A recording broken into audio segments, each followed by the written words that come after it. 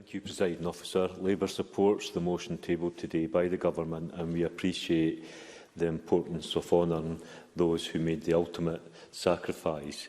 And while doing so this year was different, we applaud all those who stood at their doorsteps on Sunday, people who laid wreaths at war memorials to remember those who had fallen, or went to church.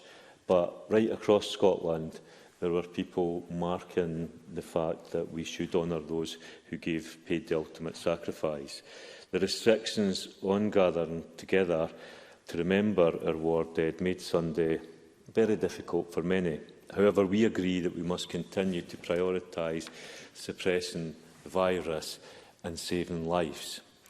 That said, this year's remembrance was particularly poignant, coming as it did with the world's eyes focused on the election in America.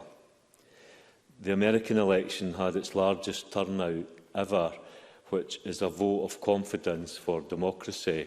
And it is always worth reminding ourselves, if it had not been for those who gave their lives in the world wars and those who suffered so much, there would be no democracy. And that is the debt we owe the people who gave so much so that we could live in a democracy. I also want to mention those who have lost their lives in recent conflicts.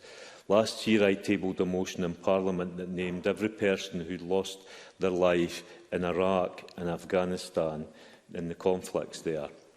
Today I think of their families, the mums and dads, the wives, the sons, the daughters, for their grief is still very much raw and their loss unimaginable. While we salute the work of charities in their support for veterans, we have to accept that if the state asks people to go to war, then it must bear the responsibility of addressing the sacrifices made by soldiers and ensuring that they are looked after when they come back home.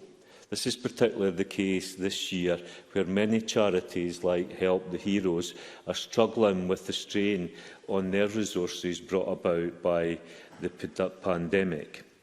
So Remembrance Sunday is important that we remember those who died, but equally as important when we have debates like this, that we remember those who lived and those who need our support and our help now. Many people who have fought for their country come back with long-term conditions. We need to make sure that we provide top-class economic and social support for vulnerable veterans who are suffering with PTSD and other debilitating conditions. The Government has acknowledged areas for improvement under key themes, including employment, education and skills, finance and debt, health and well-being, and making a home in civilian society.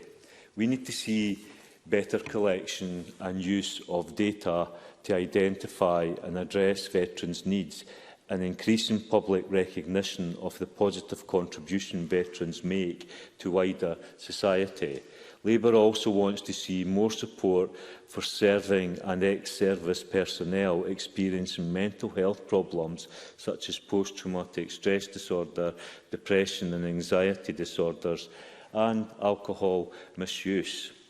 There needs to be earlier identification, as identified by the new review commissioned by the Force in Mind Trust, conducted by the National Centre for Social Research.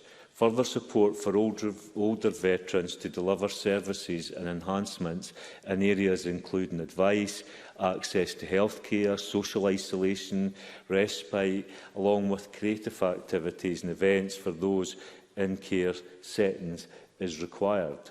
We also need more support for veterans who are experiencing concern, stress, isolation as a result of the coronavirus pandemic.